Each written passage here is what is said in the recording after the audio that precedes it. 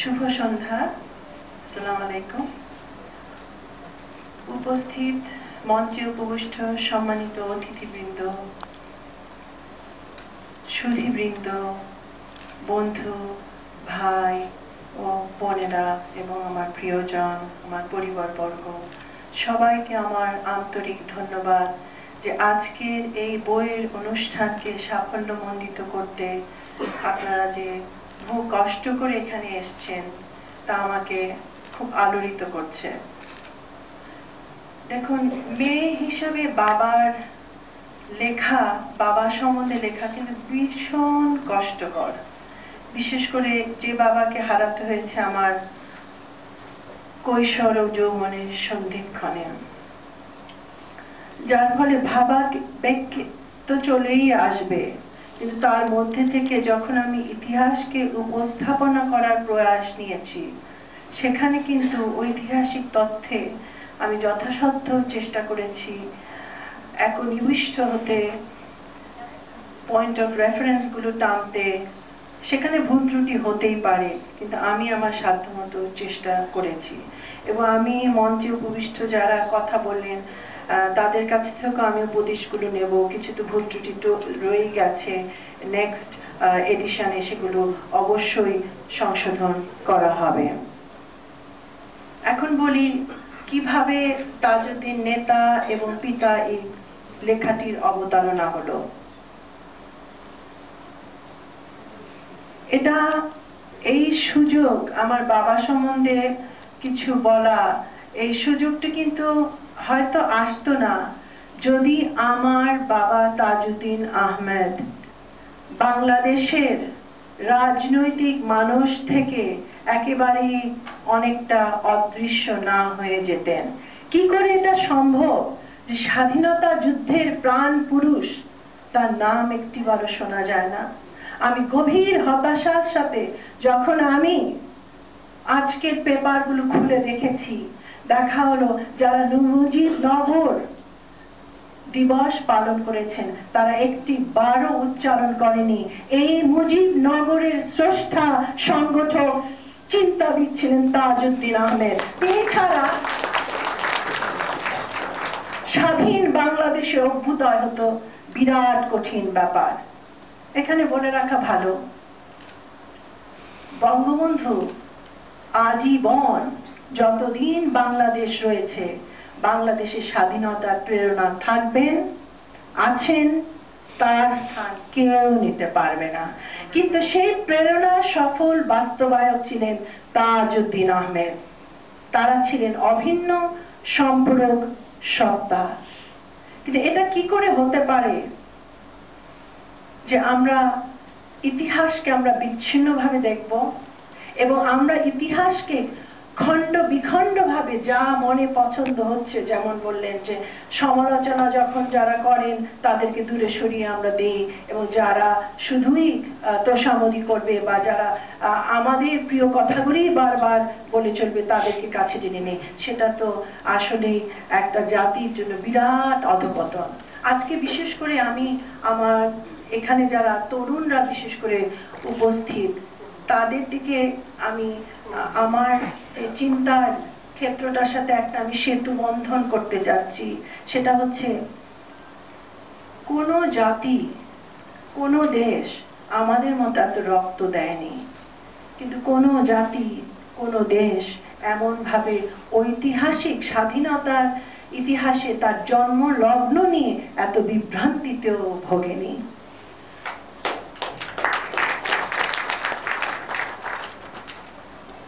এই লেখার সূচনা হয়েছিল যখন আমি ওয়াশিংটনে সিলভার স্প্রিং এর আমার বাসভবনে 2006 সালের 2রা জানুয়ারি।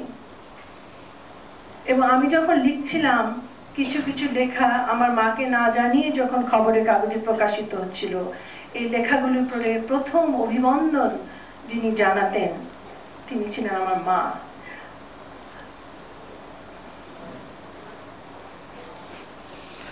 এবং আমার আজকের এই বইটি প্রকাশের ব্যাপারে যিনি আমাকে সর্বতোভাবে, যিনি আমার ফাউন্ডেশন, বেডরক অফ ইন্সপিরেশন ছিলেন, সেই মার আমি প্রেজেন্স, তার উপস্থিতি, সেই অভাব আমি অন্তর থেকে অনুভব করছি এবং একই সাথে আমি এটাও ভাবছি তিনি তো আমার মধ্যে, আমাদের সকলের মধ্যে, আমার ভাই বোনদের মধ্যে চেতনায় উপস্থিত। এমনকি উনি হসপিটালের মধ্যে বলেছেন আমার বইটা কবে শেষ হবে। যেন তিনি জানতেন যে কথাগুলি তিনি বলতে পারেননি, যে কথাগুলি রয়ে গেছে অব্যক্ত, হয়তো তার উত্তরসূরিরা সেই বাতি, সেই মশালটা হাতে তুলে আরো 2 কদম এগিয়ে যাবে। এটা তো আমার একার পক্ষে সম্ভব না, হয়তো আমি 2 কদম এগিয়েছি।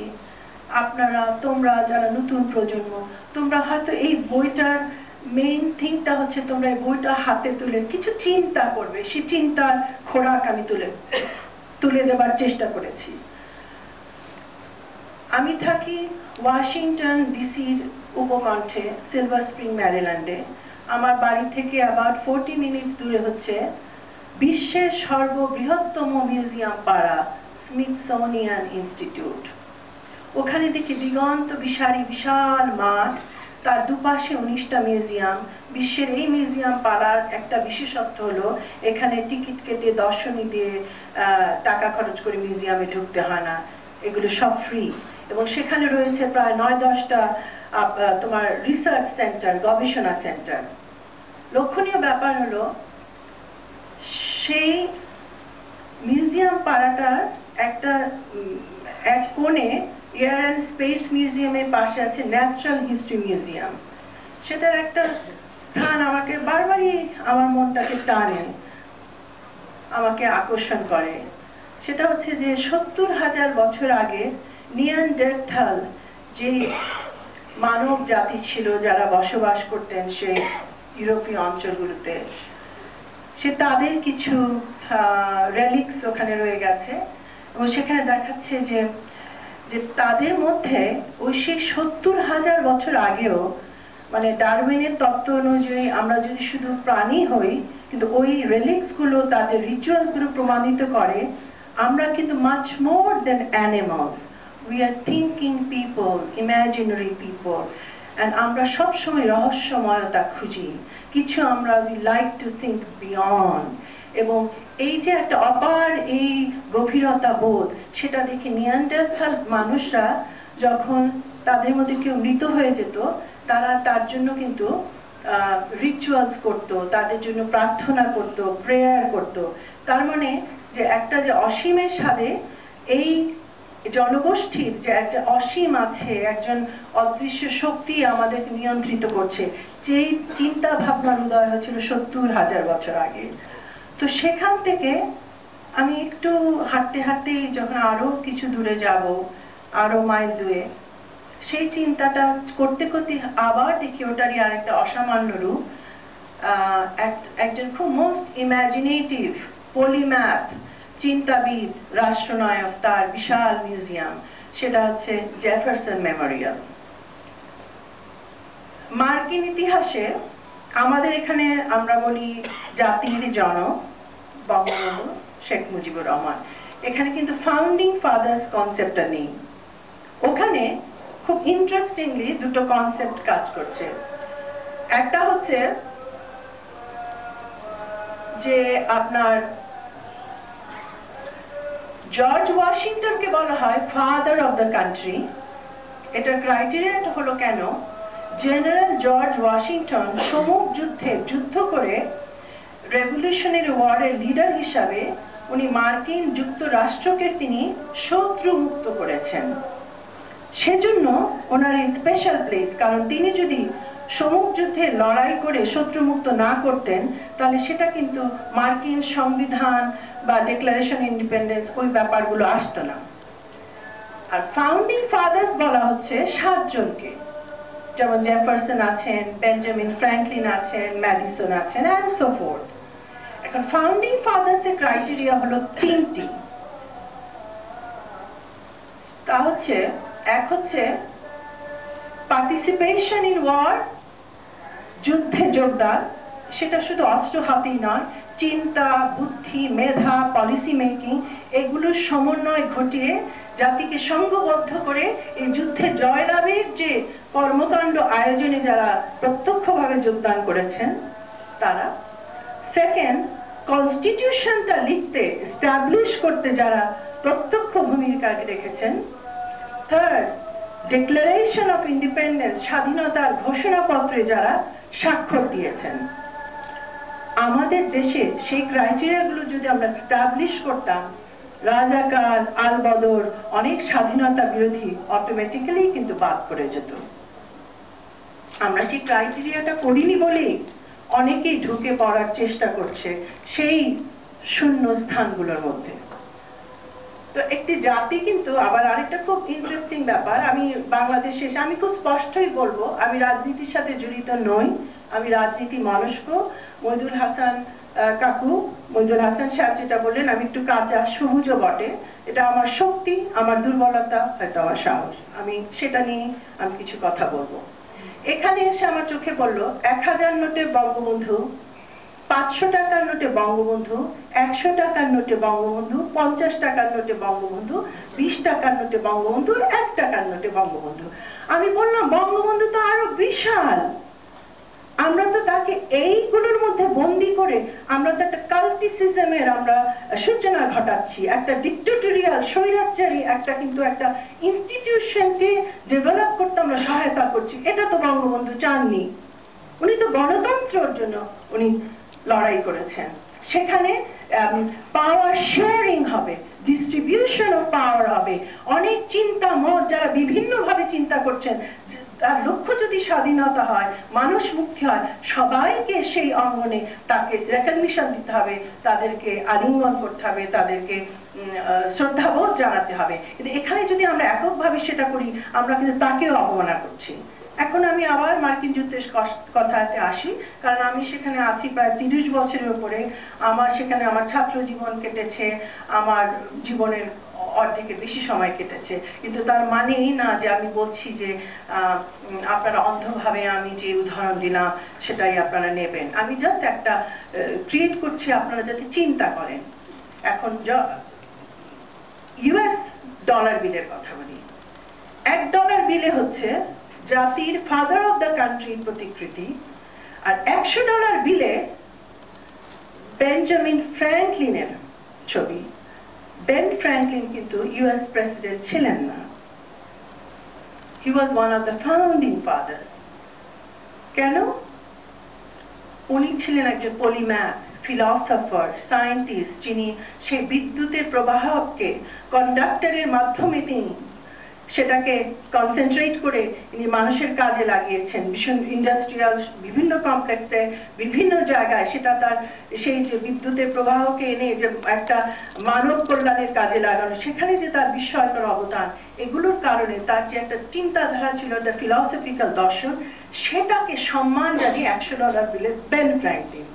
এখন মজার কথা, লিঙ্কন দাসপ্রথার বিরুদ্ধে যুদ্ধ করেছিলেন, তার ছবিটা $5 বিলে, আর $10 বিলে বোধহয় আব্রাহাম লিঙ্কনেরই অনুসারী, তারই অধীনস্থ ইউএস এর 18তম প্রেসিডেন্ট ইউলিসিসের ছবি।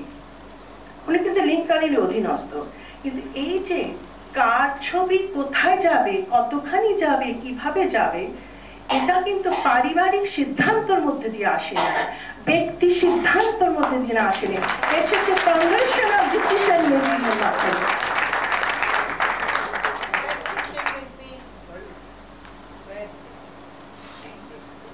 এসেছে গণতান্ত্রিক চর্চার মাধ্যমে, আলাপের মাধ্যমে, আলোচনার মাধ্যমে, ডিবেটের মাধ্যমে। এটা এই ধার কিন্তু জর্জ ওয়াশিংটনের পরিবারের উপর নষ্ট করা হয়নি, জেফারসনের পরিবারের উপর নষ্ট করা হয়নি। কিন্তু আমরা আজকে কোথায় যাচ্ছি? বঙ্গবন্ধু উনি যে বাংলাদেশ চেয়েছিলেন, তাজউদ্দিন আহমেদ যে বাংলাদেশ চেয়েছিলেন, তার একটা বড় জিনিস ডক্টর করিম যেটা বললেন, শোষণ মুক্ত একটা সমাজ গড়ার অঙ্গীকারে স্বপ্নে ওনারা সংঘবদ্ধ হয়ে কাজ করেছিলেন। দূর থেকে তাকালে বঙ্গবন্ধুর অনেক ত্রুটি বিচ্যুতি ছিল, আমার বাবারও ছিল, সহকর্মীদেরও ছিল, কিন্তু একটা ব্যাপারে সবাই একমত হবেন, ওনারা সবাই আত্মত্যাগ করেছেন। সেটা থেকে শিখতে হবে, কিন্তু সেই ক্ষেত্রটা তো প্রস্তুত করতে হবে। আমরা আজকে যখন কারিকুলামস গুলো ঘেঁটে দেখি, পাঠ্যসূচি দেখি, আমি দেখি একনায়কতন্ত্রর সব বীজগুলো ওখানে পতিত হয়ে যাচ্ছে। তার ফলে যখন এই সরকারও থাকবে না, ভিন্ন সরকার আসে, তারা এগুলো উড়িয়ে দেবে। কারণ আমরা তো জনগণের মত নিয়ে এই জিনিসগুলো স্টাবলিশ করছি না। তা আমি আমার বইয়ের মাধ্যমে আমি হয়তো ক্ষুদ্র প্রয়াস নিয়েছি যে বঙ্গবন্ধু, তাজউদ্দিন, ওনার সহকর্মীরা যে আদর্শটা করতে চেয়েছে, গণতন্ত্রের চর্চা, মুক্ত বুদ্ধির চর্চা, আর আমার ভালো না লাগলেও শুনতে হবে, মেধা মননশীলতার চর্চা, সেগুলো প্রাধান্য পাবে একটি জাতির উন্নয়নে। তো সেই চর্চাগুলোর জন্য সাহস করে বলা শিখতে হবে। আজকে তরুণ প্রজন্মকে একটা আমি কথা জিজ্ঞেস করি, আজকে হচ্ছে 18ই এপ্রিল, কেউ কি বলতে পারে আজকে 18ই এপ্রিলের সিগনিফিকেন্সটা কি?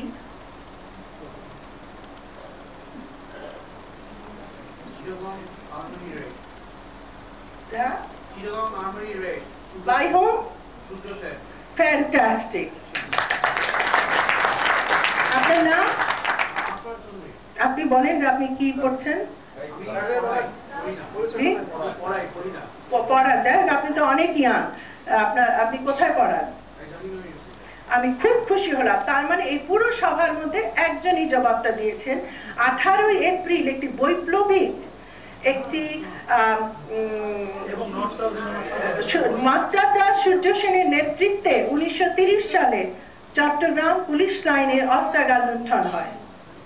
এটা কিন্তু একটা বিশাল চমক সৃষ্টি করে সে সময়।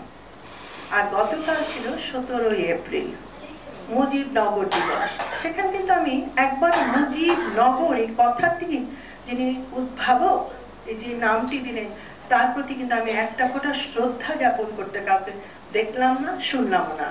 উনি বলেছিলেন এই জায়গার নাম কুষ্টিয়ার ভবের পাড়া বৈদ্যনাথ তলারি আম্রকাননের নাম আজ থেকে হবে মুজিবনগর, এবং যুদ্ধাবস্থায় স্বাধীন বাংলাদেশ সরকারের রাজধানী যেখানেই যাবে তার নাম হবে মুজিবনগর।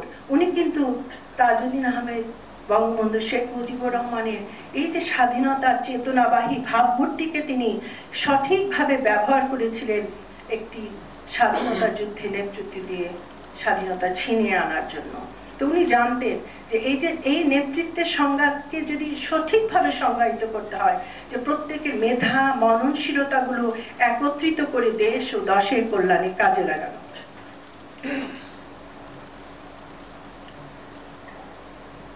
এই এপ্রিল মাস, 10ই এপ্রিল হলো স্বাধীন বাংলা সরকার গঠন, 17 এপ্রিল হলো মুজিবনগর সরকারের প্রথম মন্ত্রিসভার শপথ গ্রহণ অনুষ্ঠান। এর বাইরেও দুটো ডেট আছে আমার বাবা মার জন্য ব্যক্তিগত ক্ষেত্রে খুবই উল্লেখযোগ্য। 14 এপ্রিল 1959